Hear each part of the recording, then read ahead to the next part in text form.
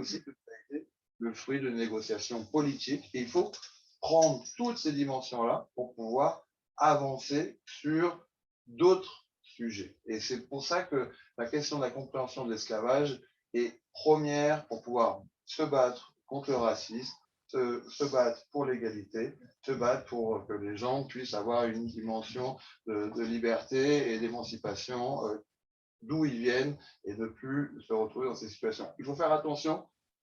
Il y a des choses dont on pensait qu'ils n'existeraient plus ou en tout cas seraient un petit peu passées d'époque et qui étaient des choses du XXe siècle, je pense à la guerre en Ukraine. Il faut faire attention. Il y a des choses qu'on pensait qu'on ne reviendrait plus en arrière. Je pense à l'avortement aux États-Unis. Il faut faire attention parce qu'en fait, il faut avoir des éléments très forts. C'est le combat est gagné par rapport à la collection. Le combat n'est pas du tout gagné par rapport à l'évolution de la société. Et c'est un combat, on ne passe pas de l'abolition à la non-abolition, c'est un combat de tous les jours. Et je vous remercie de réaliser tout ce travail. Et je vais laisser la parole à Céline Fleury. Gabriel. D'abord à Gabriel Lorme, excusez-moi, et qui va présenter, animer la table. Et après, Céline Fleury, dont je n'ai pas parlé, qui justement était précurseuse aussi, puisque la collection n'était presque pas encore réalisée, qu'elle déjà publiait à Cartala dans la collection Hommes et Société cet ouvrage de l'esclavage à la liberté forcée qui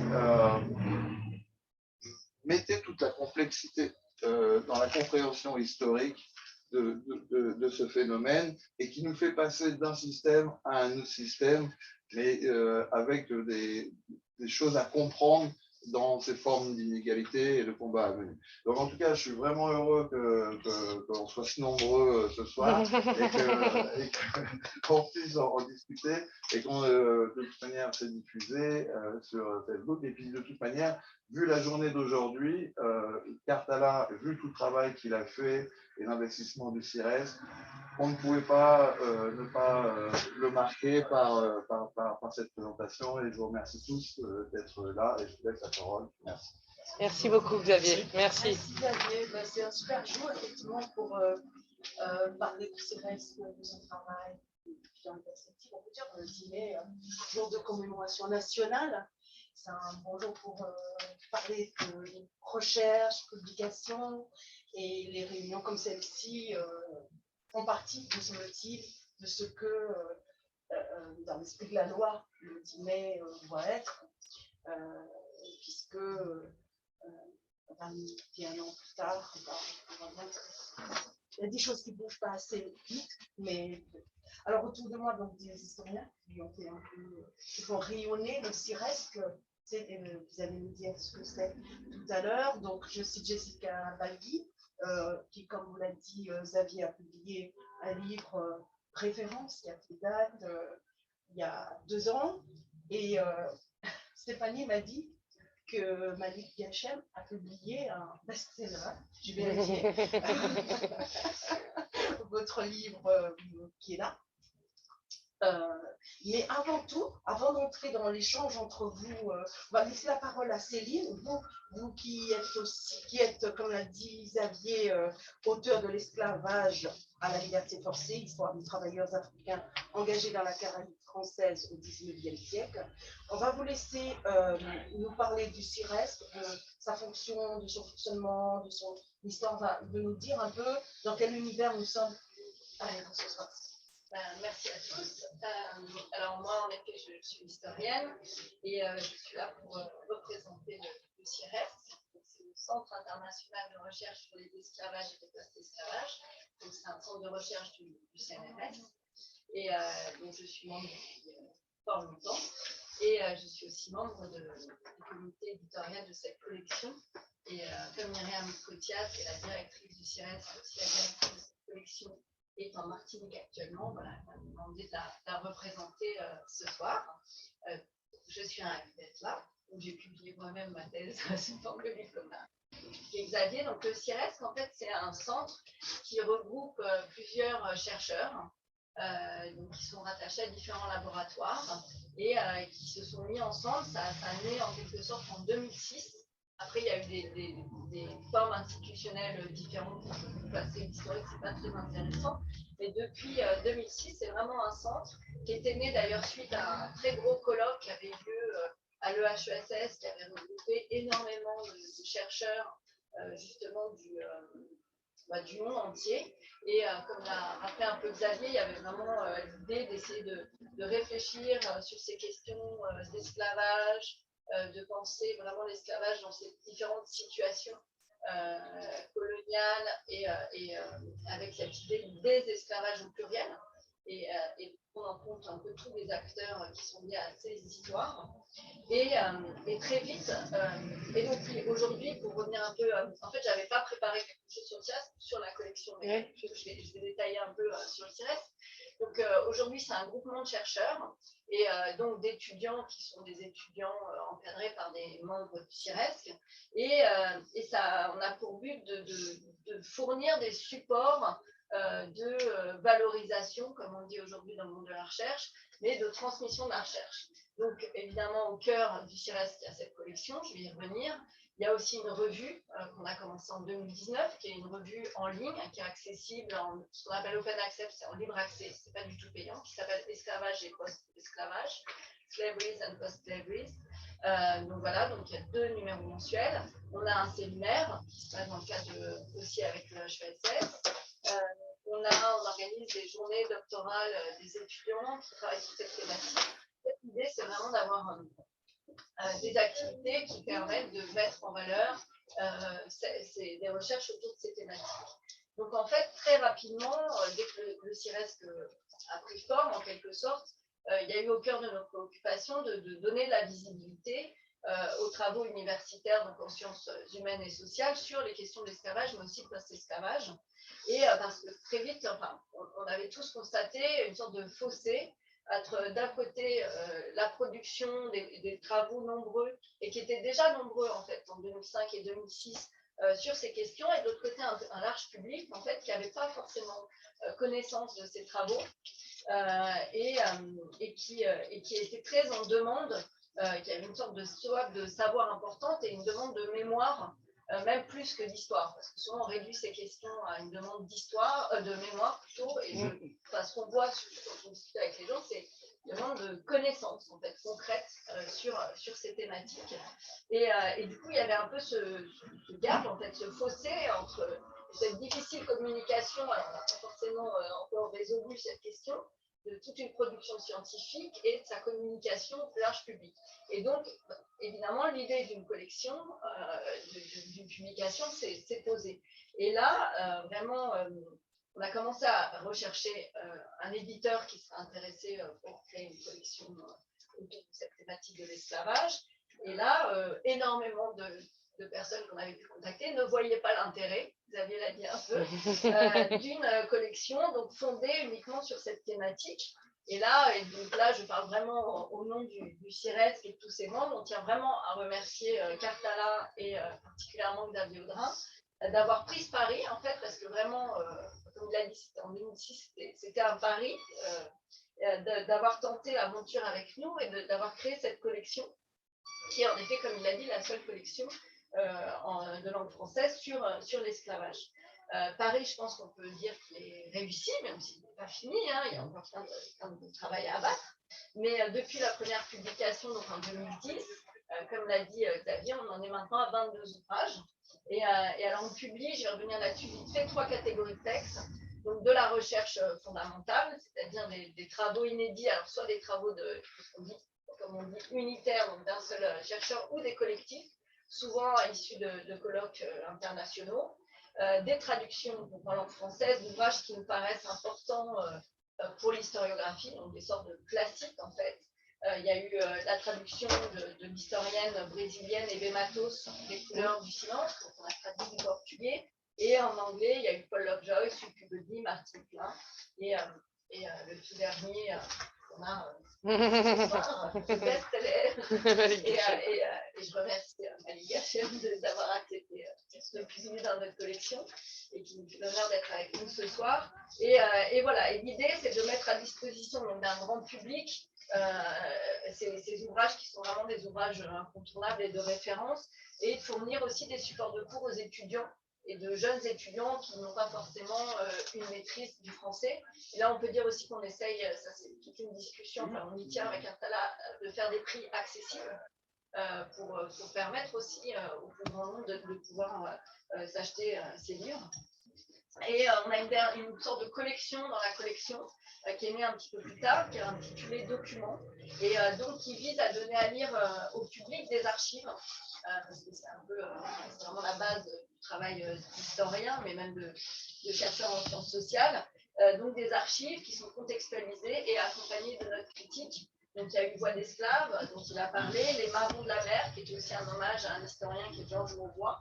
C'est un travail en cours en fait, sur les marrons, le marronnage par la mer, et le livre Indemniser l'esclavage en 1848, donc de Jessica Cavalli, qui me fait le plaisir d'être là ce soir. Voilà. Donc, et qui est et le lexique, le tout dernier, mon Dieu, j'ai oublié qui va sortir, le lexique sur les réparations. Donc un petit ouvrage qui a été mené voilà, sur les mots autour de la réparation, avec l'idée de, comme on parle beaucoup de réparation, mais on n'explique pas forcément toujours très bien tous les termes et tous les enjeux de tous ces termes-là. C'est voilà, un lexique qui vient de paraître tout récemment, il y a quelques mois. Voilà, je vais m'arrêter là, en remerciant encore Cartala et en espérant qu'on va encore. Enfin, on a des ouvrages déjà, je crois qu'on a déjà. D'autres à venir, oui. Bien sûr. Voilà. Merci Céline. C'était très complet et très clair. Et donc, maintenant, on va pouvoir engager la conversation avec Jessica et Malik. Peut-être d'abord avec vous, Jessica, puisque pour vous présenter rapidement, on m'a dit que, j'ai eu quelques informations, on me dit que vous étiez doctorante à l'école des études en sciences sociales, vous travaillez sous la direction de Myriam Coutias, qui dirige la collection ici. Vous travaillez précisément sur l'histoire des demandes de réparation pour l'esclavage et la colonisation en Guadeloupe, Martinique, Haïti, Jamaïque et Sénégal, de 1945 à nos jours. Mais là, J'ai 48. Vous allez pouvoir corriger tout ça, mais en tout cas, le titre de l'ouvrage est vraiment là. Mais en fait, moi, en tant que journaliste, j'ai eu l'impression que cet ouvrage a fait bouger des lignes, parce qu'il y avait des mots, il y avait des sommes, il y avait des faits, il y avait des choses concrètes qui ont, alors que le temps passe depuis l'abolition, mais qui ont peut-être rapproché quand même des individus cette histoire-là. J'ai envie de commencer par cette question. Est-ce que je me trompe de mon appréciation ou est-ce que... Alors, rapprocher des gens, vous faites référence notamment à cette démarche qui a été faite par... C'est un exemple. Oui, c'est un exemple. Ok. En fait, pour répondre à votre question, je vais faire une présentation un peu plus générale du contexte dans lequel a pris place cet ouvrage. Donc, vous l'avez dit, je suis doctorante. En fait, je travaille sur l'indemnité coloniale, c'est mon thème de recherche, et je m'intéresse plus particulièrement à un groupe d'indemnitaires qui sont les indemnitaires de la Martinique. Et alors, pourquoi ce thème? En fait, ce travail s'inscrit dans un projet plus large qui est un projet AMR, RIPERS. Donc, c'est un projet qui rassemble plusieurs chercheurs de différentes disciplines autour de la question des réparations. Donc, c'est un projet qui a été mis en place sur plusieurs années et qui, en fait, comme le dit à chaque fois Myriam Coutias, je faisais juste de le dire comme ça, qui en fait a pris au sérieux la question des réparations, qui est un sujet important dans la société. Et du coup, l'idée c'était de rassembler des chercheurs pour questionner ces demandes de réparation. Et dans ce cadre, moi, je suis arrivée en tant que doctorante et j'ai pris cette question par un bout qui est celui de l'indemnité coloniale parce que, notamment, ça faisait partie des thèmes qui étaient abordés dans les demandes de réparation, mais comme un thème un peu obscur. Oui, les propriétaires ont reçu une indemnité, mais on ne savait pas exactement. Voilà. Et en fait, l'idée, c'était d'aller dans les archives et de documenter cette question, vraiment. Donc, c'est ce que j'ai fait au début de ma thèse, et de cette recherche archivistique, deux choses sont sorties. D'abord, ce qui est présenté dans cet ouvrage, à savoir tous les débats en fait, qui ont permis de mener à l'élaboration de cette loi. Ça, c'est la première chose. Et la deuxième chose, ce sont les registres, en fait, indemnitaires qui recensent tous les noms des propriétaires qui ont reçu cette indemnité. J'y reviendrai peut-être ensuite.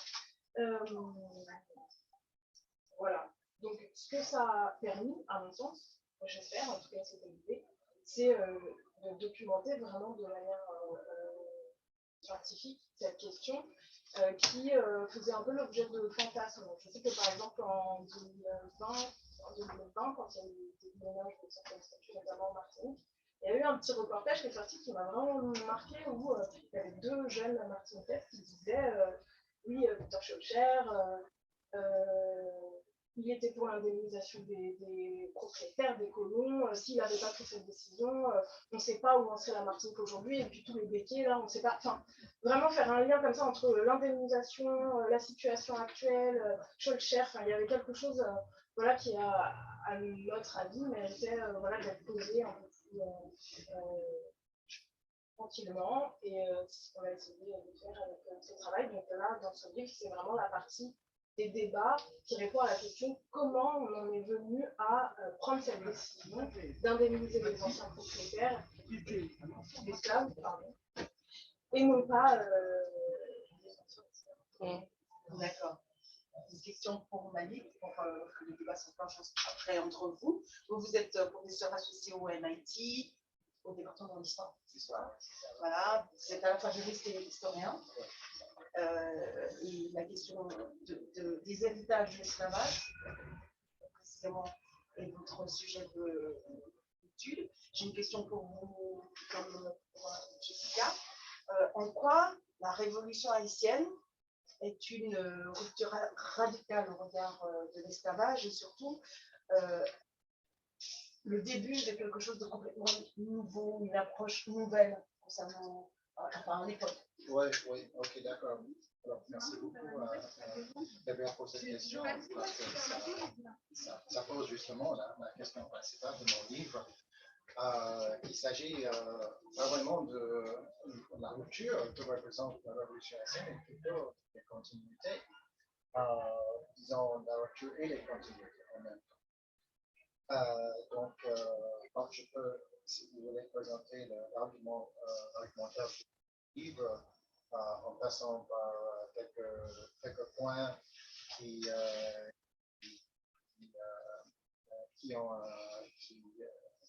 relèvent du livre de Jessica aussi. Eh bien, puisque ce n'est pas ma langue maternelle, j'ai écrit quelque chose de pas trop long et j'espère que c'est utile pour vous. Ça fait maintenant 10 ans que mon livre a paru en anglais. Hier soir, j'ai assisté à une lecture de l'œuvre de Simon Schwarzbach à la Bibliothèque nationale. La soirée, elle est montée sur scène en disant de manière très émouvante qu'elle ne changera en rien les livres qu'elle avait publiés de nombreuses années auparavant. Elle avait trouvé les mots justes, disait-elle, pour accomplir ses objectifs de l'époque et pour répondre aux besoins du moment.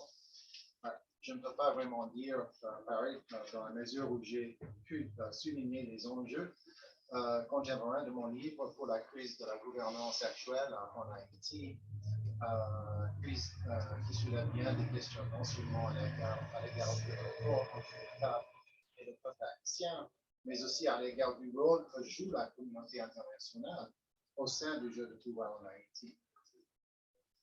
Mais d'abord, je voudrais commenter deux aspects du livre qui me semblent toujours justes, et c'est dans ce contexte que je crois que je réponds à votre question, Gabriel. Le premier, c'est bien l'argument central de l'œuvre, notamment le besoin de mettre de côté l'image encore résonante de la révolution haïtienne comme un passage violent pour développer un autre argumentaire. En bref, ma thèse est qu'en Haïti, l'émancipation fut également le résultat à long terme de l'histoire coloniale. Et si je peux citer, si vous me permettez, du livre, en effet, les révolutionnaires d'Haïti, comme si les révolutionnaires de l'histoire, ne réussirent pas complètement dans leur tentative pour couper, pour ainsi dire, en deux leur destinée, et séparer par un abîme ceux qui avaient été jusque-là de ceux qui voulaient être déjà. Là, je cite le moment-là. Si nous voulons comprendre ce qui s'est passé en Haïti entre 1789 et 1904, nous devons parfois détourner les yeux d'Haïti à cette époque et après pour aller interroger dans son tombeau l'Haïti qui n'est plus. Comme le suggère son titre, ce livre cherche à analyser le lien entre l'Ancien Régime et la Révolution haïtienne et ce faisant de souligner la longue continuité qui opéra au XVIIIe siècle entre l'époque coloniale et la période révolutionnaire dans l'histoire d'Haïti. À l'intérieur de ce cadre historique, le droit de l'esclavage fut un facteur profondément important entre le Code noir de 1685 qui pose les fondations du droit de l'esclavage à Saint-Domingue et la déclaration d'indépendance d'Haïti de 1804, se forma tout un univers de souvenirs collectifs violents dont le pouvoir évocateur devait persister.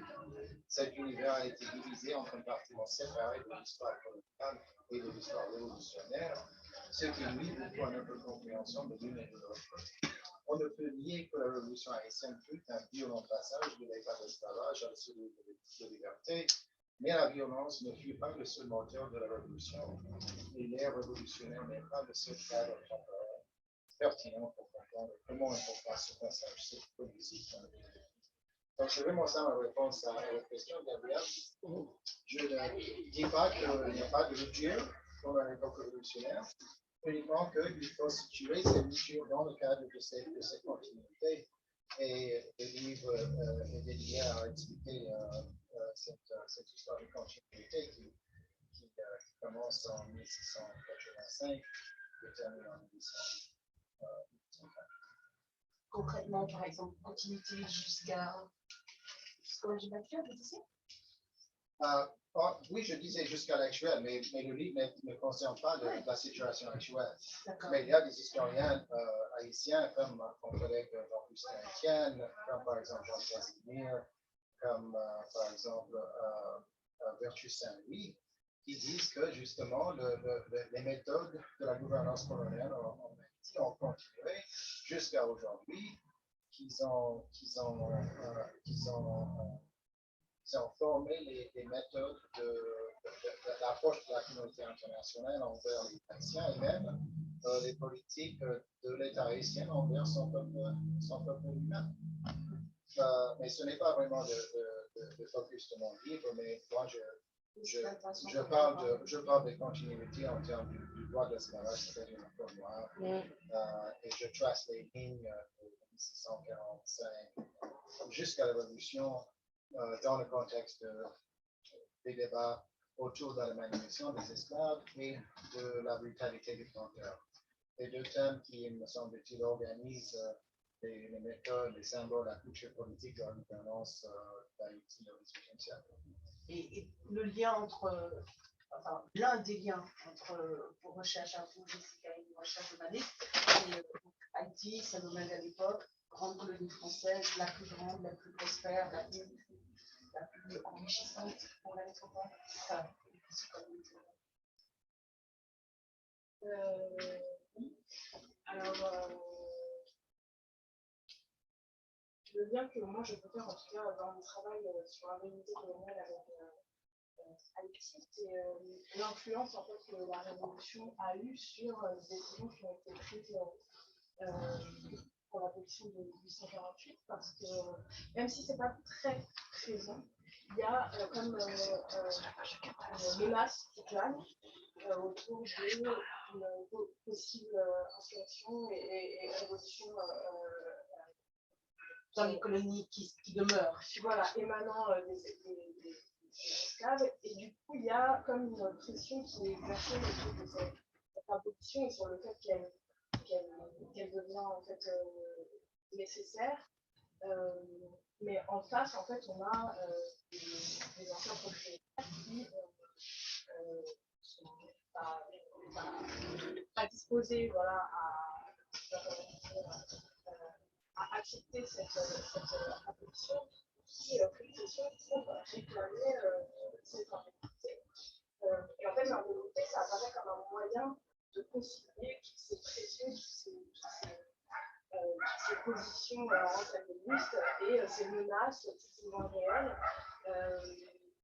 Voilà, donc on a d'un côté le spectre, la menace d'une nouvelle insurrection s'église émanant de l'esclave. De l'autre, on a cette menace des colons qui disent en gros que si abolition il y a, alors ils quitteront l'économie. Et du coup, pour l'État français, c'est la perte d'une source de revenus importante et la perte voilà, de l'économie. Et pour eux, sur un plan politique, économique, voilà, c'est problématique. Il y a vraiment l'indemnité coloniale, et ça, c'est ce qu'a montré Frédéric Beauvois dans son ouvrage, dans son travail de thèse. En fait, l'indemnité coloniale permet d'abolir l'esclavage. Voilà, comme elle le dit, c'est en fait une condition sine qua non. Du coup, Haïti, dans mon travail, est présent comme voilà, un aspect, une menace, qui influence les débats de cette manière-là. Et on en parle, dans les débats, on en parle très peu, en fait. Comme on parle beaucoup. On parle plus, par exemple, de ce qui s'est passé en Angleterre et de l'indemnisation qui a été mise en place en Angleterre. Et du coup, ça permet une forme de comparaison en disant, voilà, il faut reproduire ça, il ne faut pas reproduire ça. Donc voilà, c'est le lien que je fais entre ces deux. Est-ce que je peux poser une question pour Jessica? C'est sûr. Je me demande dans quelle mesure est-ce que l'indemnité de 1825 fournit le modèle pour l'indemnité? Est-ce qu'il y a un lien là ou pas? C'est ça qui est incroyable, c'est que dans les débats, en fait, ils n'en parlent pas. Ils n'en parlent Ils pas. prennent pour modèle l'Angleterre, mais aussi la différence, c'est qu'en 1825, en fait, l'indemnité coloniale, qui la paye, c'est l'État haïtien, les anciens esclaves, en fait. C'est l'État haïtien, alors que là, en l'occurrence, c'est la France, l'État français, qui paye l'indemnité aux anciens propriétaires. Donc eux, en fait, vu qu'ils s'inscrivent dans cette configuration-là, ils prennent pour modèle les Anglais, en fait, qui ont mis ça en place. Et du coup, ils parlent, c'est surprenant, mais il faut que je pose la question, mais ils parlent peu d'Haïti, en fait. C'est pas peu d'Haïti parce que c'était une indemnité payée de l'État haïtien directement à l'État français, n'est-ce pas? Oui. Et c'est pour ça que le modèle ne marche pas en 1848 pour les planteurs. Mais certainement, ils sont conscients de l'exemple, n'est-ce pas? Oui, mais ils choisissent de l'ignorer. Voilà, en fait, je pense qu'il y a quelque chose de l'ordre voilà, de la volonté de ne pas, enfin, de faire abstraction de cet événement. En fait, dans le débat, je trouve que cette absence est significative, en fait. Ouais. Donc, vraiment, il s'intéresse plus à ce qui se fait. Et vous m'avez dit tout à l'heure, vous parliez de continuité. Quel est le lien entre cette continuité-là et les indemnisations de 1825? Alors là, je vais dire les continuités dont je parle dans mon livre. Oui. Alors là, c'est vraiment une question que je n'ai pas vraiment abordée. Du moins, je n'ai pas abordé suffisamment. Parce qu'il s'agit de la question du droit de propriété. Et dans mon livre, j'ai plutôt parlé de droit des personnes, c'est-à-dire la politique envers la manumission des esclaves et le traitement des planteurs qui abusent leurs esclaves.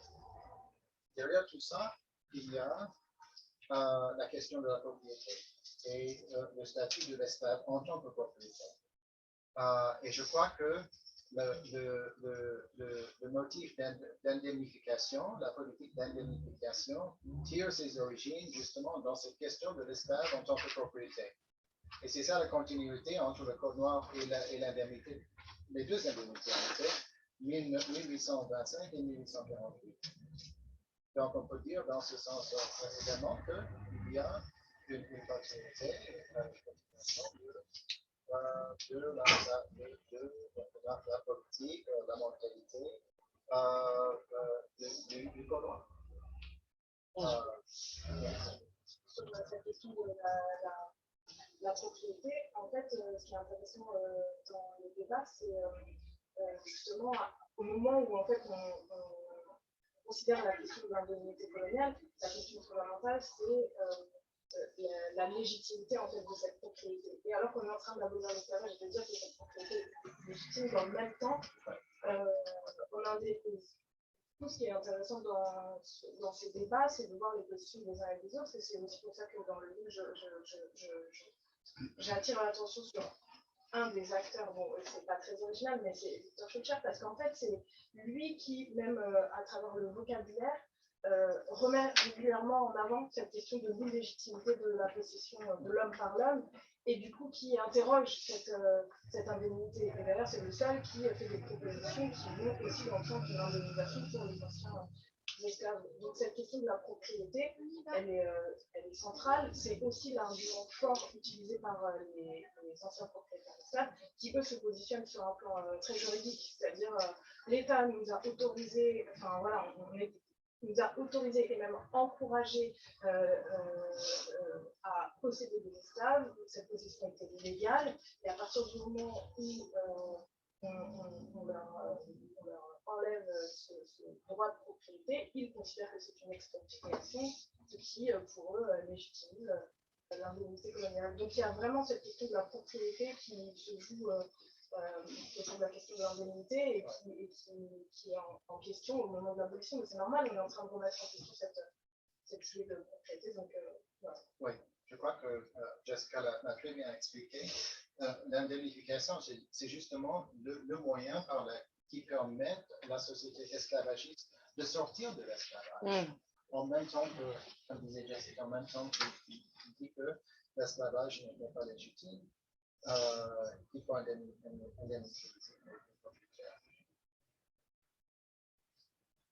Sortir de l'esclavage, vous insistez sur le fait que... Ce n'est pas une vraie sortie de l'esclavage, justement en raison de l'indemnification et aussi en raison de dynamiques sur laquelle Céline a travaillé. Le travail, l'engagement, le travail, on continue après la discussion. Oui, Céline, vous voulez compléter ou pas non? C'est pas faux, oui.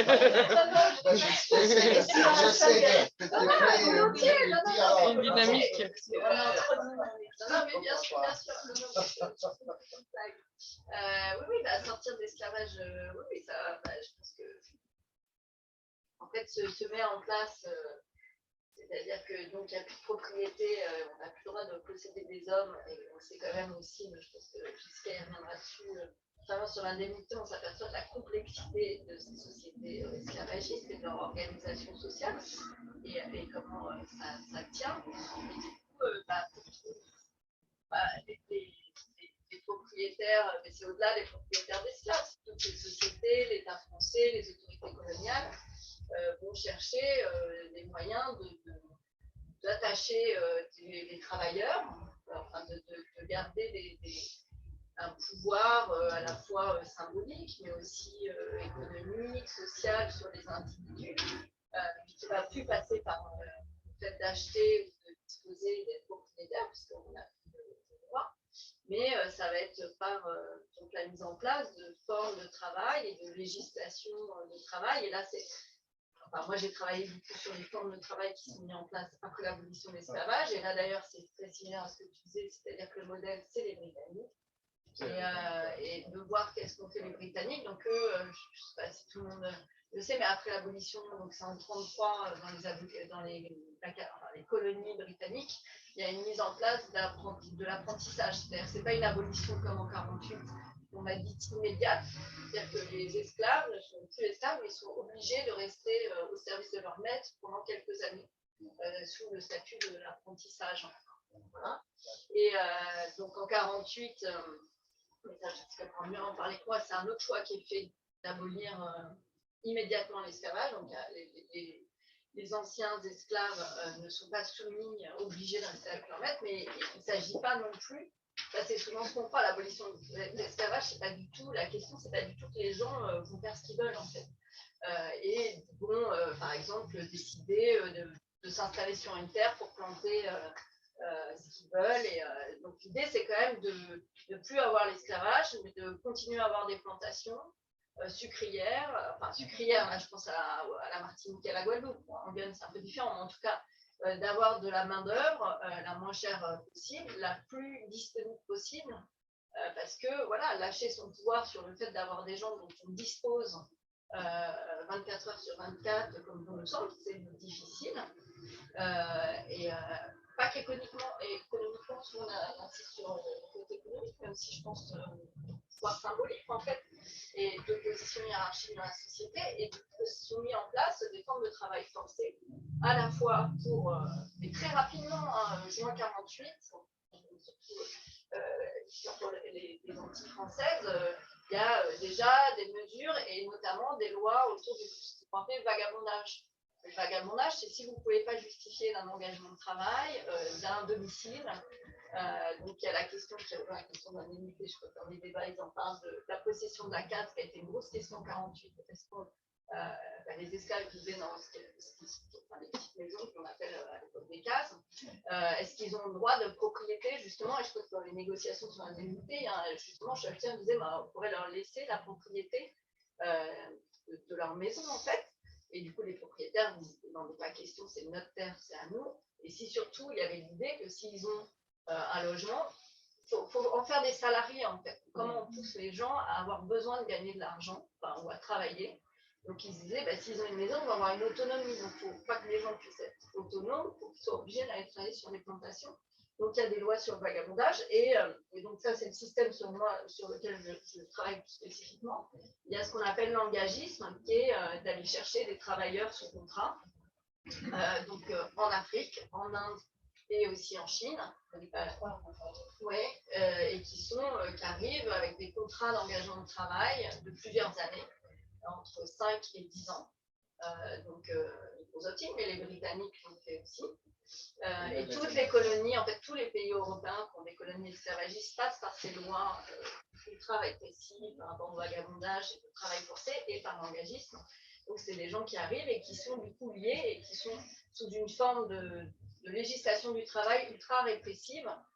Je vous donne juste un exemple. Par exemple, vous êtes logé évidemment sur le lieu où vous travaillez. En fait, vous avez un petit salaire, mais votre engagiste voit le logement, l'habillement, la nourriture. Donc, pour vous montrer les liens de dépendance, c'est par exemple si vous voulez sortir de l'habitation. Alors, l'habitation, c'est l'exploitation en fait sur laquelle vous travaillez. Vous devez avoir l'autorisation de votre engagiste qui va vous faire un petit billet pour vous dire il peut aller au bourg, je ne sais pas, pour aller chercher du charbon, je ne sais pas quoi. Et si jamais vous êtes arrêté, que vous n'avez pas ce papier, vous pouvez tomber pour vagabondage. Donc, ils sont pris dans des systèmes. En fait, à la fois les travailleurs locaux et les travailleurs étrangers, en fait. Donc voilà, c'est vraiment Donc c'est, en fait, je pense qu'il faut vraiment souligner, c'est que l'abolition, c'est vraiment un processus qui est long et ça ne veut pas du tout dire une égalité de droit. Et aussi ce sont des gens libres qui, du coup, ont la liberté de travailler où ils veulent, comme ils veulent, sous les formes qu'ils entendent.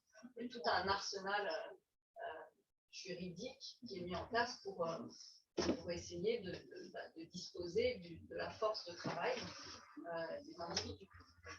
Après, il ne faut pas sous-estimer non plus, c'est très classique en histoire, rupture et continuité, que l'abolition de l'esclavage de 48 est quand même une vraie rupture, et c'est pas rien d'être libre, et même si on est pris dans un système social ultra contraignant. Le meilleur exemple, c'est que vos enfants sont vos enfants, donc propriétaires. Vous êtes un travailleur attaché sur une habitation avec des contrats hyper uniques de travail, vous avez un enfant, votre employeur ne peut pas le prendre pour aller le vendre ou faire quelque chose. Donc c'est quand même c'est l'exemple le plus signifiant, mais c'est pas un changement de statut qui est énorme. Mais après le changement social, voilà, ça prendra beaucoup de temps. Et puis voilà. Je vais m'arrêter là. Faut pas me lever. Enfin, non, Recherche après. Et juste avant une question, parce que j'ai toujours entendu dire que cette question d'indemnisation des propriétaires a énormément pesé sur Haïti. Ouais. Absolument, c'est absolument vrai, à mon avis, mais il y a des historiens parmi lesquels Jean Casimir, je crois, un haïtien, qui ne met pas aussi, qui dit que ce n'est pas aussi important que les historiens du XIXe siècle. Mais pour ma part, je pense que cette histoire très importante. Mais l'indemnification, c'est quasiment universel dans le monde atlantique. Et même les méthodes dont Céline a parlé, c'est universel. L'apprentissage, le vagabondage, le travail forcé après l'incarcération, c'est universel. On voit ça aux Antilles françaises, aux Antilles anglaises, en Brésil, Cuba, etc. La seule différence, autant que je sache, c'est qu'aux États-Unis, après l'abolition de l'esclavage, à la fin de la guerre civile, on a bien sûr le vagabondage, le travail servile, l'apprentissage, mais il n'y a pas d'indemnification.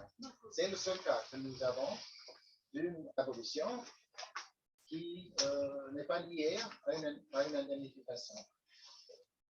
Et je crois qu'ils ont appris, ils ont répondu dans une certaine mesure à l'exemple de la France, la Grande-Bretagne, etc. C'est-à-dire qu'ils ont appris quelque chose de l'histoire de l'abolition. Qu'est-ce qu'ils ont appris? Ils ont appris que indemnifier les planteurs n'est pas le meilleur moyen de commencer un nouveau régime, n'est-ce pas? Mais je suis tout à fait d'accord avec ceux qui disent que l'indemnité de 1825 a beaucoup pesé sur l'État haïtien, même jusqu'au milieu du XXe siècle. Et je pense que le bicentenaire de 1827 que nous allons commémorer dans 3 ans présente une bonne occasion pour la France d'aller justement au-delà de cette politique mémorielle avec laquelle nous avons vécu depuis ces 20 dernières années, d'aller au-delà de ce modèle pour approcher et pour aborder des questions de politique, d'économie politique qui relèvent de ces questions historiques. Donc, ça, c'est vraiment une question pour la France uniquement, parce que c'est la France qui a arraché cette indemnité de l'État haïtien.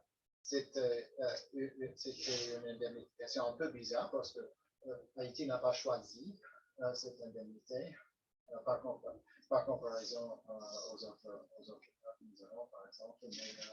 Mais c'est intéressant de voir ce qui va arriver en France en 3 ans avec le bicentenaire de cette indemnité. Je vais ajouter quelque chose. Je m'aventure sur un terrain que je maîtrise vraiment de loin, mais pour avoir un peu abordé la question. Déjà, je voudrais signaler le travail de ma petite équipe et d'un de ces étudiants qui justement s'intéresse à cette question de l'indemnité pour voir quel poids elle a eu, etc., de toutes les indemnités qui sont liées à la France, etc. Donc il y a ça qui est en train d'être fait. Et moi, juste ce que je peux en dire, de là où je parle, de ce que j'en sais, c'est qu'il y a quand même une différence importante dans le fait que Haïti, il me semble, c'est vraiment à faire l'emprunt, en fait, pour cette dette, qu'elle a mis du temps à rembourser. Ah oui, absolument. La France, quand elle a payé l'indemnité aux anciens propriétaires en 1949, c'est un des seuls pays qui n'a pas fait d'emprunt. Et du coup, et c'est aussi pour ça qu'ils ont mis en place ce système de rente annuelle qui leur a permis en fait de libérer petit à petit la somme de 126 millions de francs, donc qui a été allouée aux propriétaires, et du coup 6 millions par an. Et en fait, la France, c'est le seul pays qui ne s'est pas endetté et qui n'a pas fait d'emprunt pour pouvoir payer cette indemnité. Je sais que Frédéric Leroy a fait un travail sur une estimation de ce que ça représentait pour le contribuable français cette indemnisation. Donc elle disait que c'était entre 2 et 12 jours, je crois, de travail pour chaque Français. Voilà. Donc c'est juste des informations très factuelles que je vous ai données qui, à mon avis, donnent quelques éléments pour prendre ce que ça représente en fait pour chacun de ces États d'indemniser en fait les anciens propriétaires. Oui, parce que c'est une somme, ça faut expliquer. Indemnité, c'est une somme, ouais, et qui est divisée, et on se met un petit peu de cette somme tous les ans. Ouais, en fait, C'est assez compliqué. oui, l'indemnité coloniale, c'est française, 1849, c'est un phénomène, enfin, c'est vraiment c'est un processus, déjà administratif très lourd, très complexe.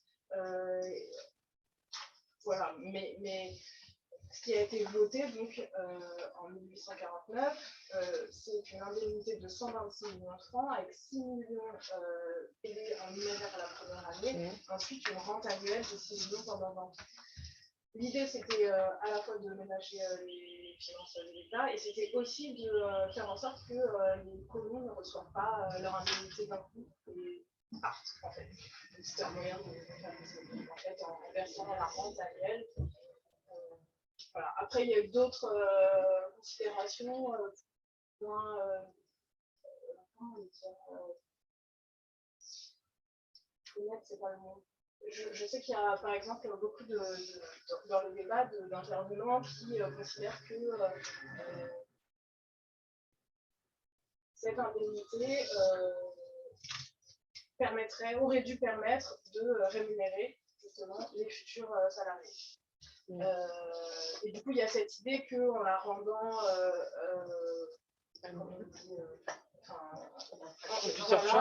ça permettait d'organiser l'économie autour de ces futurs salaires. Voilà, donc il y a vraiment des aspects très techniques, économiques très techniques, qui sont décrits dans les débats et qui méritent. Malik, avant que je vous disiez tout à l'heure que la France sorte du mémoriel, et vous pensez à quoi? De cette façon, parce qu'on est le 10 mai, c'est le jour d'en parler. Vous disiez que vous appeliez, je vois pas comme ça, une espèce de chemin qui continue, qu'on passe pas le mémorial, mais qu'on aille vers quoi? Vous pensez à quoi? Oui, alors je crois qu'il y a deux questions là. D'abord, cette question de la politique mémorielle en France. Et deuxièmement, la place qu'occupe Haïti dans cette politique. D'abord, la politique mémorielle. C'est-à-dire que depuis la promulgation de la loi Taubira en 2001, il me paraît que la France a choisi, à travers cette loi, d'engager, de s'interpeller à l'égard de cette histoire de l'esclavage en utilisant principalement des méthodes mémorielles. Comme par exemple ce jour du 10 mai, je ne critique pas ce jour, je viens de quitter la cérémonie aujourd'hui, c'était vraiment émouvant. C'est ce que l'État et la famille essaient de faire. Mais c'est comme l'a remarqué dans le monde ce matin, dans un tribune, c'est vraiment c'est une décision de traiter l'histoire en tant qu'une question mémorielle au lieu d'une question qui relève des questions économiques, politiques, qui nous mènent vers la question de la restitution. Je pense qu'il me semble que la France essaie de manière très efficace, disons, d'éviter la question de la restitution. Nous avons un livre justement sur cette question. Comment éviter la restitution? Eh bien, c'est la politique mémorielle. Ça, c'est la première chose. La deuxième chose, c'est le rôle d'Haïti dans cette politique mémorielle. Et là, si vous me permettez, je cite l'article de la tribune de Covid de ce matin dans le Monde. Je ne sais pas si vous l'avez lu ou non, mais qu'est-ce qui fait la critique, l'approche de la France en disant que la France n'a pas réussi à trouver un consensus républicain qui permette qui permettent à tout le monde de dire que cette journée, le 10 mai, est une vraie reconnaissance de l'histoire. Et en disant ça, il note à la fin de son article, qu'est-ce qu'il dit? Il dit, qu'est-ce qu'il dit? La difficulté est de faire de la commémoration, je cite son article, la difficulté est de faire de la commémoration du 10 mai un moment véritablement républicain, donc populaire et fédérateur, à la fois pour les ultramarins des territoires, les originaires d'outre-mer, principalement antillais, vivant sur l'Hexagone, et pour l'ensemble des Français, qui ignorent à peu près toute cette histoire, ou n'y comprennent rien, et ne peuvent dès lors se sentir concernés. Et ce n'est pas que je suis pas d'accord avec ça, on aurait du mal à critiquer cette proposition, mais la question est où se trouve Haïti dans cette perspective? Justement, c'est ni un territoire ultramarin, ni fait partie de l'Hexagone. Et donc voilà, vous avez un homme de gauche qui critique la politique mémorielle, mais qui n'a pas de place, évidemment, pour l'histoire d'Haïti là-dedans. Donc c'est ça notre problème avec cette question, avec cette politique mémorielle. Ouais. On va y venir sur les réparations. De moins en moins tabou en France. Il y a 20 ans, c'était impossible, vous semble-t-il, on me souvient d'en parler. Vous avez dit tout à l'heure que la question pouvait être prise au sérieux par les chercheurs. On a bougé, ça a bougé, l'édifice a bougé ici en France sur la question de réparation. Mais le fait qu'il y ait eu cette ANR sur Vous pouvez en dire quelques mots? Oui, oui. En fait, alors il y a plusieurs chercheurs, Magali Besson, je vais citer de la Célestine. Ah, vous connaissez. Pardon. Du coup, oui, il y a un ensemble de chercheurs, historiens, anthropologues, philosophes, juristes, qui, pendant près de 5 ans, peut-être 5 ans, ont travaillé sur plusieurs comment dire, des ouvrages, je suis en train de perdre ma pensée. Des axes de recherche. Ils ont travaillé sur plusieurs approches et plusieurs entrées sur la question. Des individus. Oui, en fait, c'est de réparation. Jessica, c'est-à-dire que l'idée c'était de prendre cette question au sérieux, mais comme un objet d'études scientifiques. Donc il y a la fois des historiens, dont fait partie Jessica, qui ont mené des recherches sur différentes questions. Des juristes qui ont réfléchi justement en termes de droit, des anthropologues pour répondre à des questions, oui, des économistes. Oui, mais en fait, si vous voulez, la question des réparations, ça bouge. Là, il y a vraiment une vision, vous y avez été confrontés, ça bouge partout dans le monde.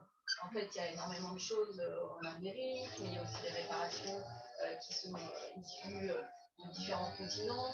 Et en fait, c'est une question qu'il faut penser de façon transnationale, en fait, assez globale. Donc forcément, ça s'impose. Mais du coup, une des réflexions, notamment, qui a publié, qui est une philosophe, qui a publié plusieurs ouvrages là-dessus, non, une juriste philosophe. Et en fait, elle, quelque chose d'intéressant par rapport aux contemporains, c'est que derrière ces demandes de réparation, il y a vraiment une sorte de nouveau paradigme pour parler d'égalité, en fait.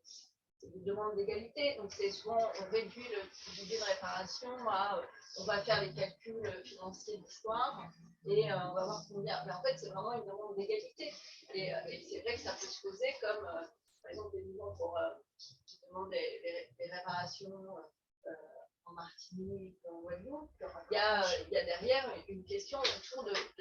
C'est aussi de prendre en considération les inégalités sociales, politiques, territoriales, environnementales. On est en plein dedans en ce moment avec le chlordécone. Aujourd'hui, c'est ça la question de la réparation. Donc avec l'idée d'une certaine continuité par rapport à l'histoire des territoires, mais pas seulement. Enfin, on ne peut pas dire. Enfin, en tout cas, quand on est historien, on ne peut pas faire un raccourci en disant, je ne sais pas, 48 aujourd'hui, ligne directe, c'est beaucoup plus compliqué que ça. C'est très complexe. Mais sauf que enfin, parler des réparations, en fait, c'est parler des questions d'inégalité actuellement. Et c'est vraiment. Enfin, et sûrement que cette question, elle peut être. Alors, il y a énormément d'enjeux politiques autour de ces questions qui sont aussi complexes. C'est pas juste l'État français. Il y a le pouvoir, je crois, comme je disais, les autorités locales, tous ces groupes qui ont aussi leurs propres intérêts. Il y a des intérêts, des enjeux pour des groupes dits de Doniens qui sont basés dans l'Hexagone. Ça n'a absolument pas les mêmes questions, les mêmes enjeux que des gens qui sont, par exemple, en Martinique ou en Guadeloupe. Donc tout ça est en tension. Donc c'était aussi ça, cette ANR, c'était de vraiment considérer cette question dans toute leur complexité. Mais enfin, je trouve que c'est bien de rappeler, et je pense qu'on l'entendrait mieux. Enfin, je veux dire, c'est-à-dire que souvent, parce qu'il y a un discours politique, on a encore vu dans cette élection, où le terme de la repentance, et justement dans le lexique, ils abordent aussi ces thèmes, ces mots comme ça qui rabattent le débat et qui en font un débat complètement stérile. Et c'est sûr, c'est des mots, vous opposez les gens direct.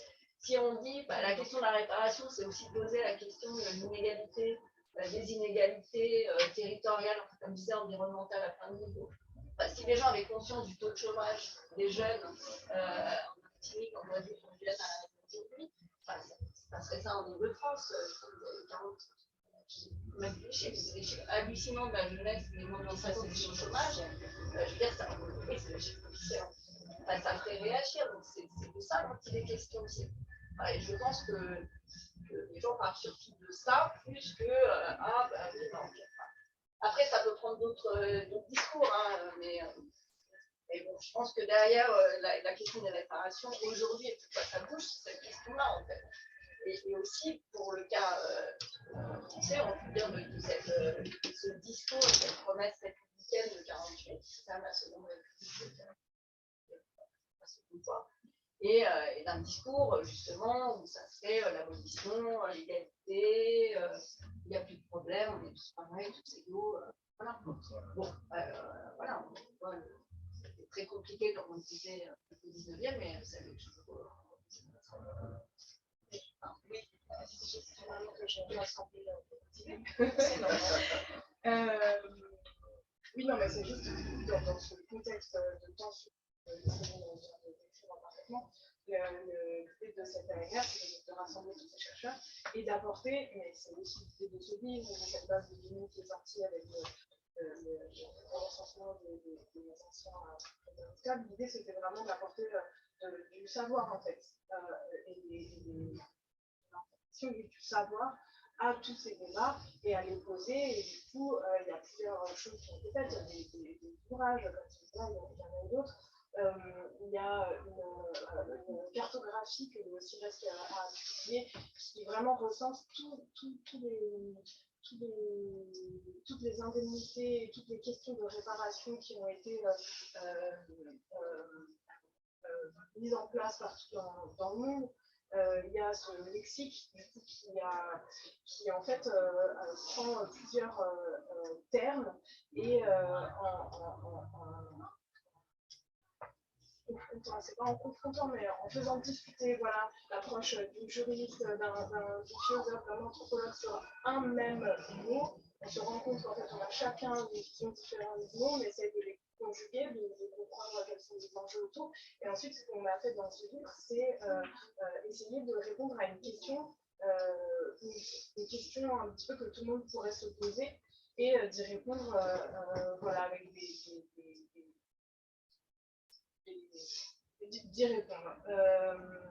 Du coup, j'en viens à cette base de données et à ce livre, parce que c'est mon travail, et du coup, c'est ce que j'ai partagé dans le cadre de cette ANR sur la réparation. Et là où, en tout cas, c'est mon positionnement, et je l'ai dit et je le répète, c'était vraiment d'apporter de l'information, et je pense que c'est ce qui s'est passé, par exemple, vous parliez de cette journaliste qui a fait ce travail avec une de ses connaissances en partant de cette découverte, des indemnités qui ont été versées à leurs ancêtres, etc. Et là où je pense que ça a été important de le faire, enfin important. En tout cas, ce que ça a créé, c'est de complexifier en fait l'image que c'est se faire ces sociétés. En tout cas, je parle pour la Martinique parce que c'est sur la charte que je travaille, mais voilà, de partir des sources et de se rendre compte en fait que si on travaille, je travaille moi sur une partie des indemnitaires, qu'on appelle les livres de couleur, donc qui sont en fait soit des affranchis, soit des descendants d'affranchis, et qui en fait se retrouvent dans le registre de l'indemnité coloniale en 1949. Et du coup, c'est intéressant de voir ces personnes apparaître dans ces registres au même titre que les femmes, parce qu'il y a comme cet imaginaire un peu de l'homme catégorisé comme blanc sur une plantation avec des dizaines d'esclaves, cette image un peu médicale, mais en fait, voilà, se replonger dans les archives, c'est rendre compte de cette réalité que les chercheurs en fait connaissent et que même dans les Antilles, beaucoup de gens connaissent quand même très bien. Mais là, de partager ces travaux-là à travers ce livre, à travers les publications et tous les projets de cette année diverse, il me semble que ça a contribué à apporter cette pièce de cette histoire. Et voilà, donc, il me semble que ça participe en fait de façon de cette manière.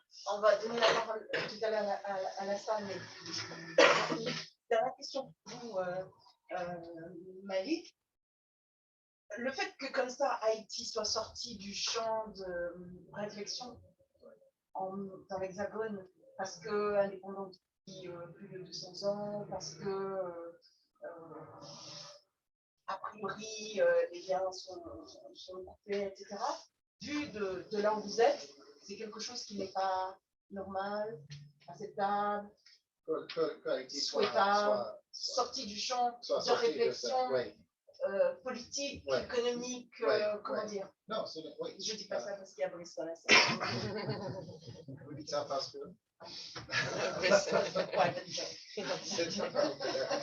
oui, non, ce n'est pas acceptable. Il faut dire que je ne veux pas mener une bataille contre l'État français, hein, parce que je ne suis pas français moi-même, je ne paye pas de taxes ici, mais quand même, j'ai pas mal d'idées sur cette question. Oui, c'est une question du récit républicain. Okay. C'est du roman national. Oui, c'est ça. C'est-à-dire qu'on peut commémorer l'esclavage dans la mesure où il s'agit des territoires ultramarins et de l'Hexagone, mais dès qu'il s'agit de l'État d'Haïti et du peuple haïtien, on n'a pas vraiment les outils. Les personnages, les droits, je dirais même, d'incorporer cette histoire de Saint-Domingue et de la Révolution haïtienne au sein du récit national français. Ça, c'est vraiment une difficulté qui n'est pas facile à surmonter. Malgré les efforts de plusieurs historiens de la FMI, la Fondation pour le développement de l'esclavage, et d'autres, justement pour surmonter ce défi. Et il faut, dans un sens, il faut sortir justement du récit national, du récit républicain, pour comprendre les rapports qui continuent à peser sur la réalité actuelle haïtienne pour aller dans un autre sens. Et je répète qu'il me semble que le bicentenaire de 1825 peut-être représente l'occasion justement d'échapper de ce piège qui est le récit national. Ou c'est un trou de mémoire? C'est un trou de mémoire, oui, c'est un trou de mémoire. Mais en disant que c'est un trou de mémoire, il ne faut pas penser que en l'appelant un trou de mémoire qu'on va échapper en disant un moment. ça. Oui, oui, c'est ça. C'est un problème qui surmonte le problème de langage, je dirais. Et il faut fondamentalement, il faut une connaissance des conditions de la vie en Haïti. Il faut vraiment engager avec les Haïtiens de manière plus radicale. De manière plus radicale que nous avons tenté jusqu'à ici. Est-ce que dans la salle, il y a des questions? Xavier, une question? Ah, moi, Oui, j'en ai- il y en j'en a ai- plein. Non, c'était tellement intéressant, puis c'est tellement, Présentez-vous, enfin. c'est tellement Présentez-vous. c'est Xavier, c'est Directeur des tellement éditions un Cartala. gouffre de pensée, en fait, dès qu'on rentre dans dans ce questionnement et de façon scientifique, objectivée, autant qu'on peut, autant se faire que peut. Et puis surtout, on voit combien ça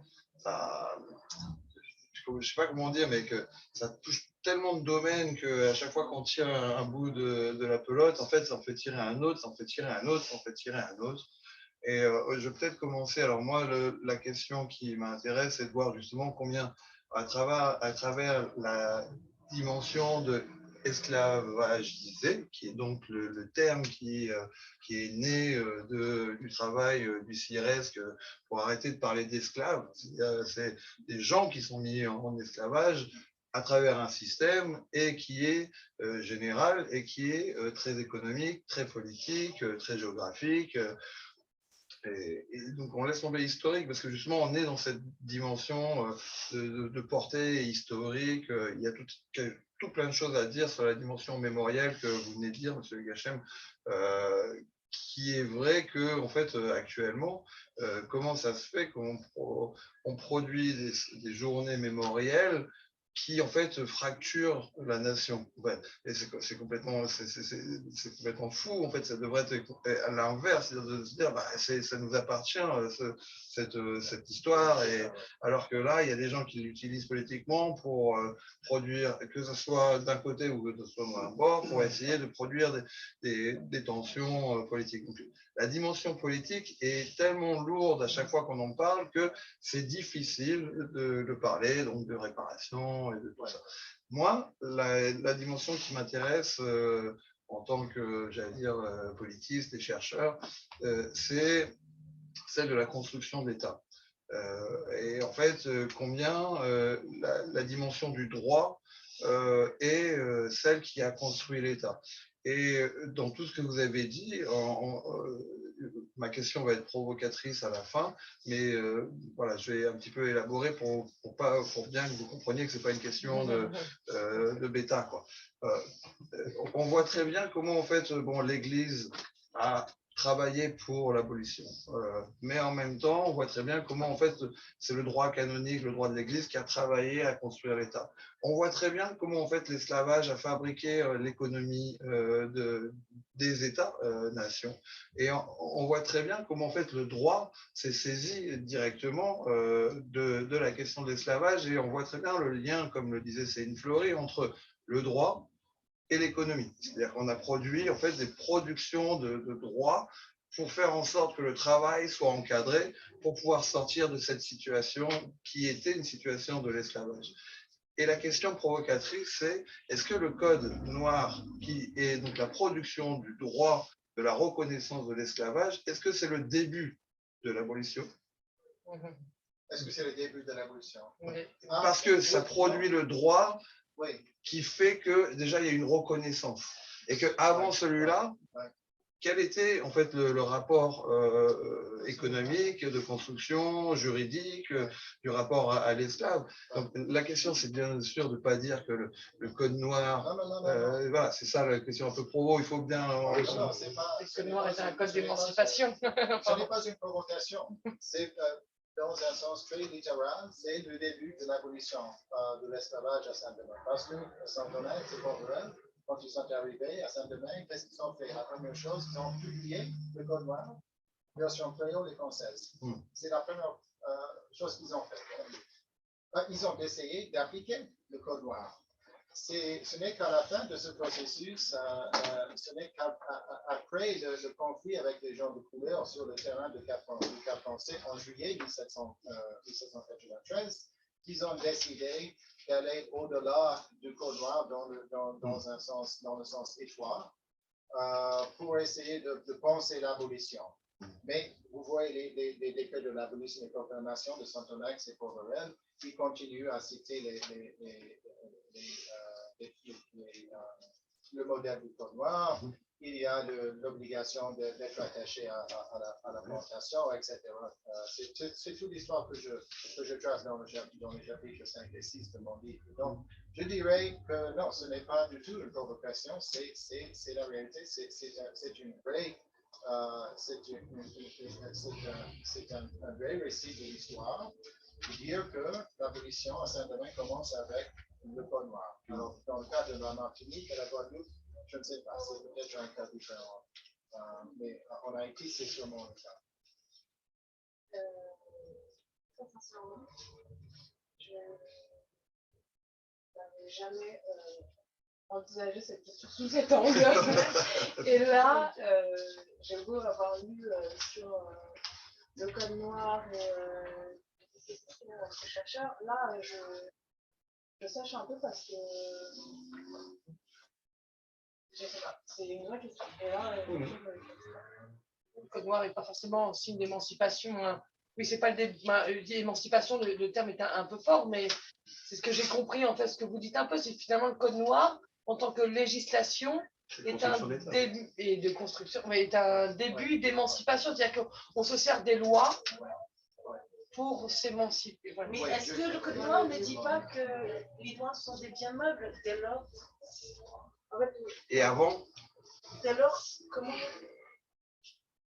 comment y mettre une idée d'émancipation? De justice, oui. en fait, c'est un peu le débat qui est. Ça codifie l'utilisation. De l'esclave en tant que propriété. Oui, c'est ça. Non, parce qu'il y a d'autres paragraphes comme moi qui parlent de l'émancipation de l'esclave et qui tirent de l'exemple du droit romain. Mais cela dit, je suis d'accord que le Code noir et l'indemnification permettent de sortir de l'esclavage. Il faut comprendre le Code noir en tant que moyen de sortir de l'esclavage. Et je crois que c'est ça le entre le Code noir et l'indemnification. Question Malassane? Alors, mon nom c'est Jean-Pierre Etienne. Je suis historien au Saint-Domingue. Je travaille sur l'Église. Alors, je voudrais revenir sur la question de la réparation. Je trouve que il y a quand même un lien. Tout à l'heure, alors, Xavier a dit qu'il faut ça a rapport avec la politique. Bon, c'est pas trop son intérêt en fait d'entrer dans ce débat-là. Mais je pense que qu'on parle de mémoire, qu'on parle d'histoire, c'est des questions qui sont fondamentalement politiques. Et quand on considère la question de la place qu'on fait à Haïti dans les débats sur ces questions-là, comment Haïti n'est pratiquement pas représenté, non seulement au niveau des réflexions qui sont menées par l'État, mais même au niveau des recherches qui sont menées au niveau des universités. Alors, je pense qu'il ne faut pas se faire illusion, parce que par rapport au niveau de développement des idées de droit, de liberté dans les grands pays du Nord, en Occident, je pense que l'État est obligé d'accepter plus ou moins l'idée de réparation, même si on intègre ça dans une perspective mémorielle. Mais si on considère le cas d'Haïti, le mot même de réparation pose problème pour les élites. Donc, c'est pas comme Céline l'a dit tout à l'heure, c'est pas seulement par rapport, c'est pas seulement l'Occident ou bien les grands pays qui ont peur peut-être de cette idée-là par rapport à Haïti, de la question de la réparation, mais les élites locales n'en parle pas du tout.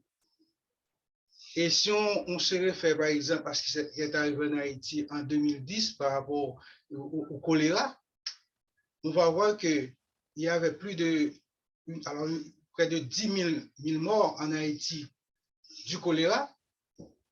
Il y a des organisations de la société civile qui ont porté plainte auprès des Nations Unies. Mais les premières, les gens qui se sont les premiers opposés à ce que les Haïtiens trouvent justice, à ce que les parents des victimes soient indemnisés, ce sont les autorités haïtiennes. Ils ont eu leurs représentants, ils ont des cabinets d'avocats qui ont combattu l'idée, qui se sont opposés à l'idée que les Haïtiens trouvent justice, que les Haïtiens, les familles soient réparées. Donc, si on fait en fait, alors le lien que je voulais faire, c'est que depuis l'indépendance, eh bien, on a une vision de ces élites qui croient en fait qu'ils sont légitimes de représenter ou de remplacer le maître. Et c'est toutes les limites, je pense, de la révolution haïtienne, mais c'est une des grandes limites de la révolution haïtienne, c'est qu'on a fait une révolution politique. Donc, on a obtenu notre indépendance, on a chassé les Français, mais les droits fondamentaux de la personne humaine qui réclamait les esclaves, eh bien, ces droits-là, ils ont été niés de l'indépendance jusqu'à nos jours.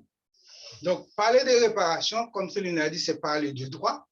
Et étant donné que les élites qu'on a en place, ce sont des élites qui s'opposent aux droits des Haïtiens, eh bien, c'est un gros souci pour eux, eh bien, si on veut parler de réclamation, parce que selon eux, parler de réclamation, c'est se montrer, ou bien c'est s'opposer à l'Occident.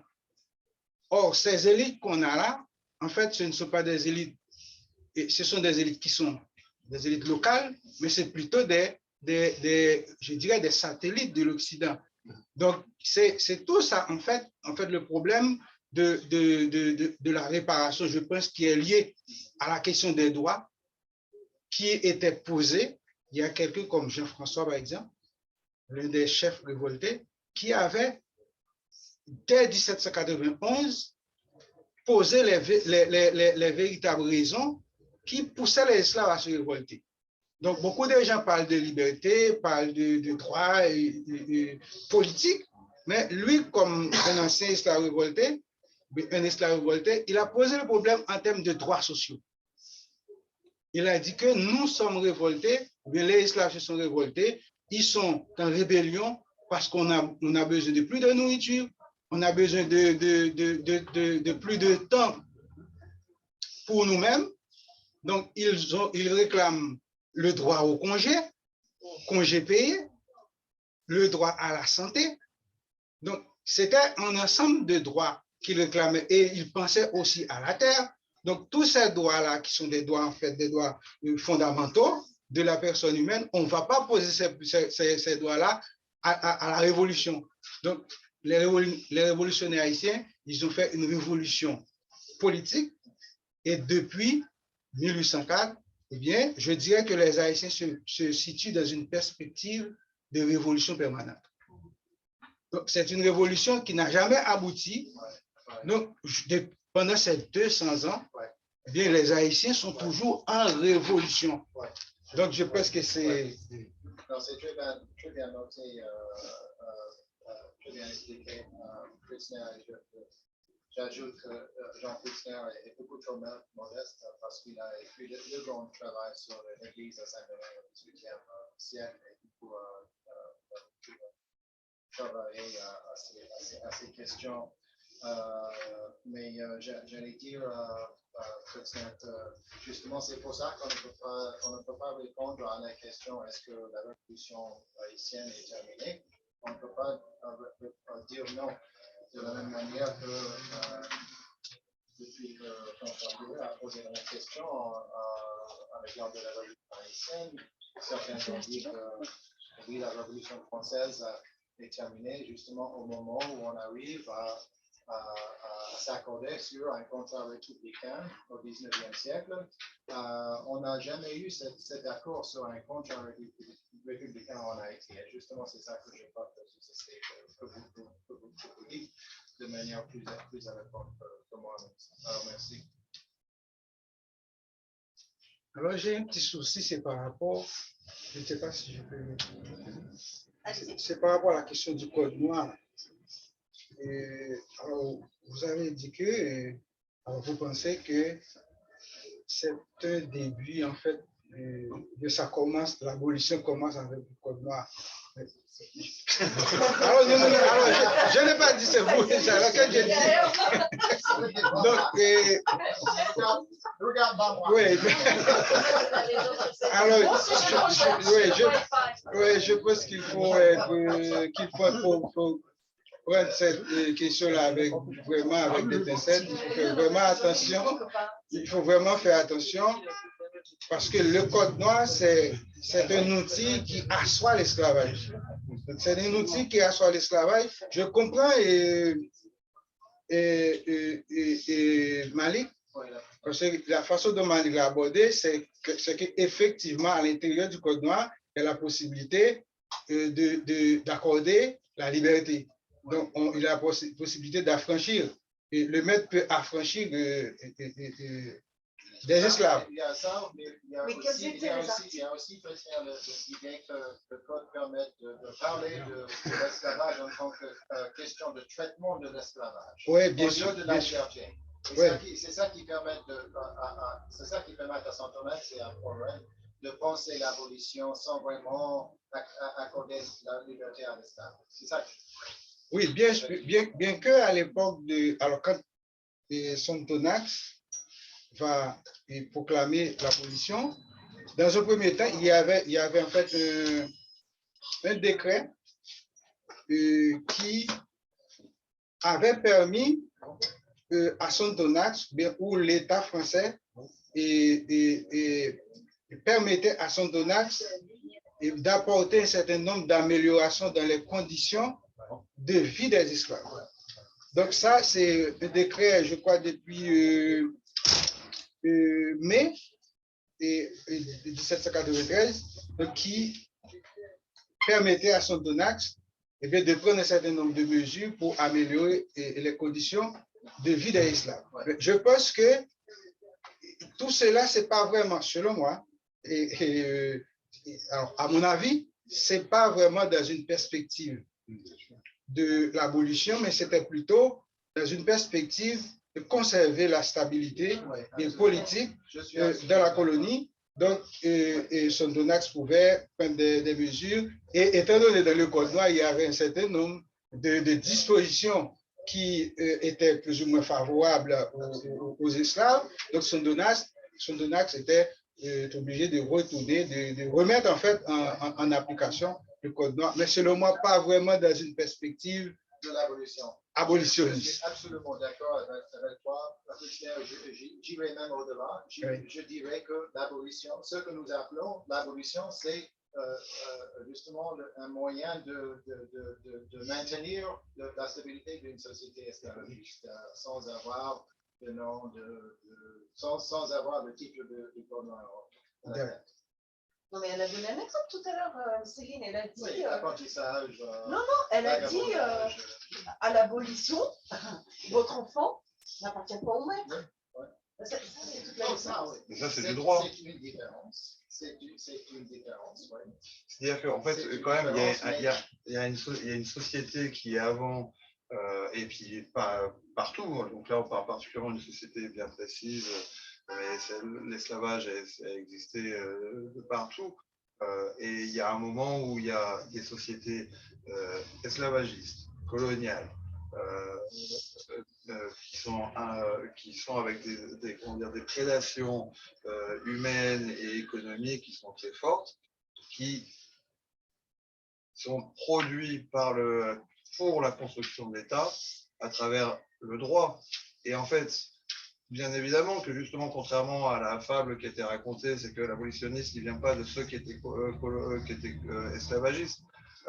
Il vient de la résistance et du combat de tous ceux qui ont été esclaves à travers le temps. Et ce combat-là, il a été mené aussi en utilisant des outils qui vont être des outils droits. Moi, j'ai toujours été. On a 2 bouquins qui sont sortis dans la collection, qui sont d'ailleurs à la base étaient un bouquin, mais qui étaient trop gros pour être un bouquin et qui sont devenus 2 bouquins, qui est sortir de l'esclavage avant l'abolition et être libre après les abolitions. Point d'interrogation. Donc, ça veut dire qu'on ne l'était pas forcément libre, hein, bien évidemment. Et moi, j'ai toujours été étonné quand même aussi, c'est d'essayer de comprendre les formes de pensée de chaque individu qui, quand il sortait de l'esclavage, c'est une question, je crois que c'était à vous, Jessica, que je l'avais posée, et que quand il y a des esclaves qui sortaient de l'esclavage, mais ils reprenaient des esclaves, et c'est ce que vous disiez par rapport au terme de réparation, enfin par rapport aux indemnisations, où justement, donc il y a quelque chose dans les formes de pensée économico-politiques, morales, qui justifiaient de pouvoir avoir des esclaves, et à un moment, il y a du droit qui se passe.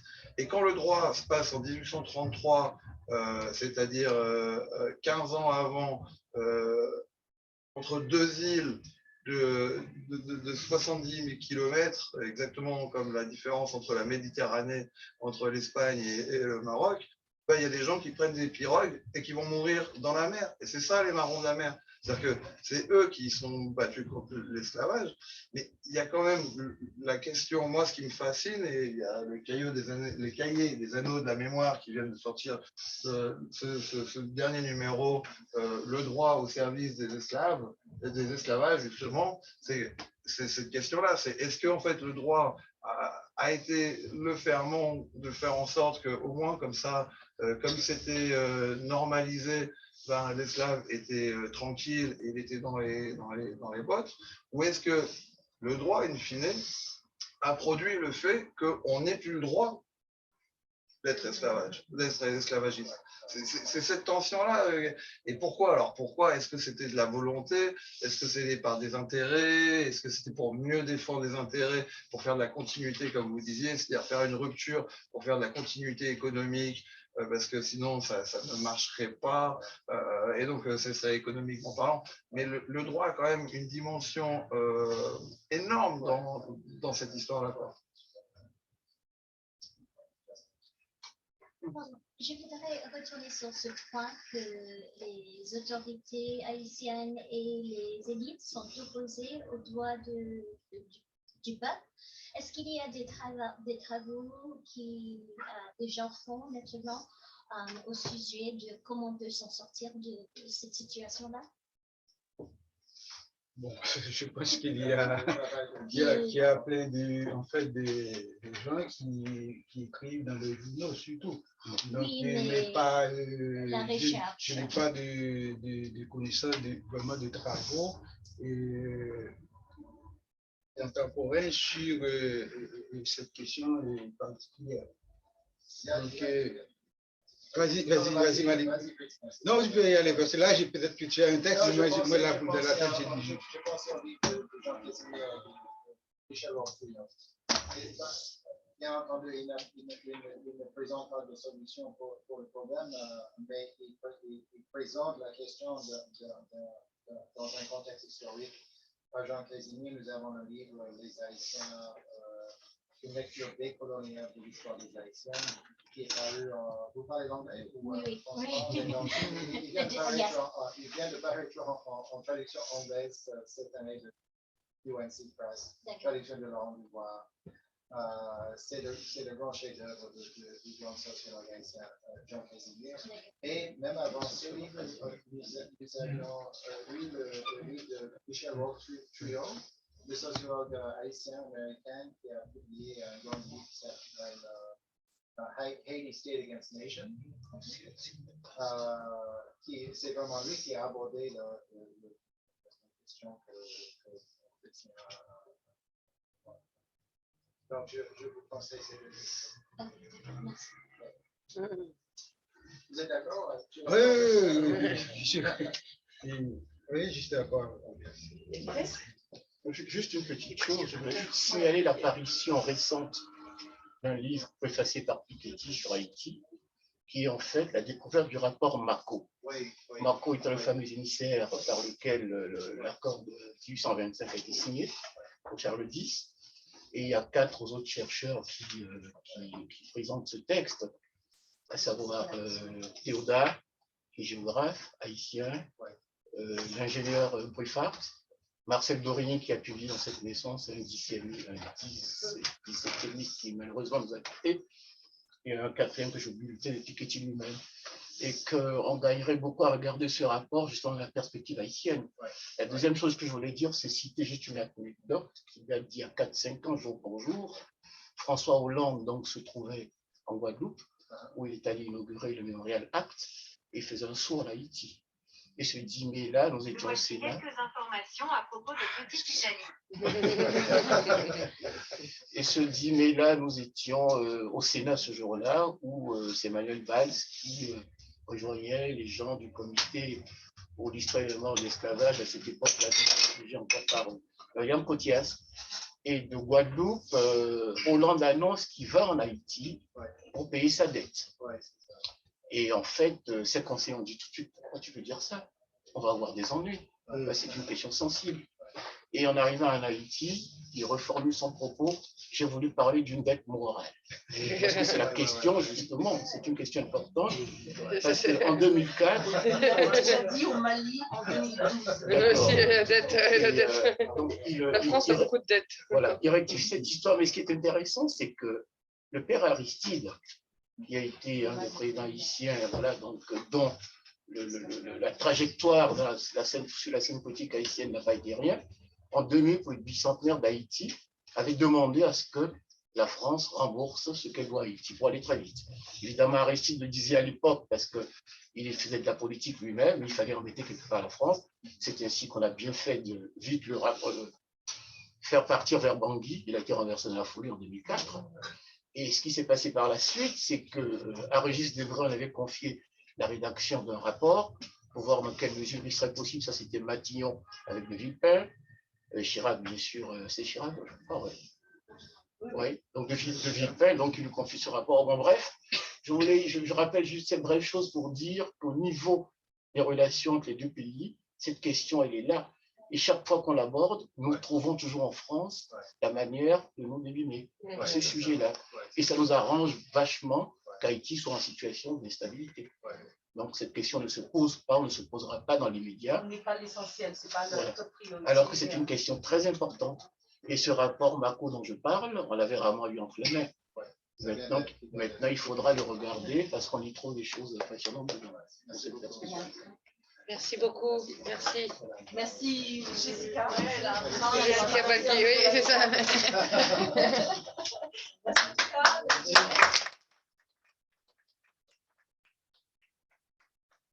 Merci beaucoup à tous d'être venus. Merci Jessica, merci Céline beaucoup. Merci Marie. Merci beaucoup. On a fait un petit catalogue de collections d'esclavage. Merci de la collection derrière. Voilà, et merci beaucoup. Oui, je vais essayer d'attraper.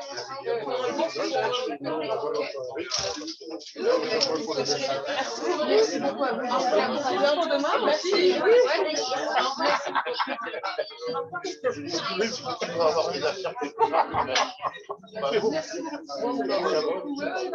Merci beaucoup.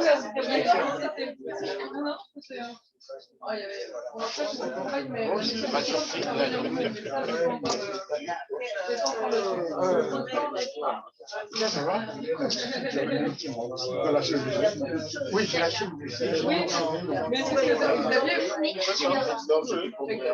Xavier m'a dit hier, mais pourquoi tu as fait ça le vidéo? Parce que ça semblait le plus pertinent. Je me dis oui, voilà. J'ai enregistré et Évidemment, ici, de manière. J'ai entendu. Parce que c'est pas seulement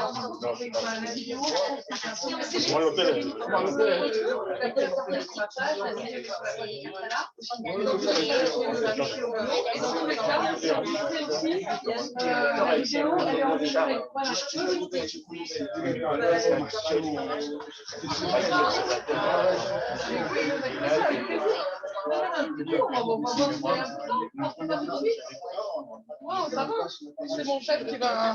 Attends, je ferme tout moi. Hop là. Attendez, il faut que je ferme là.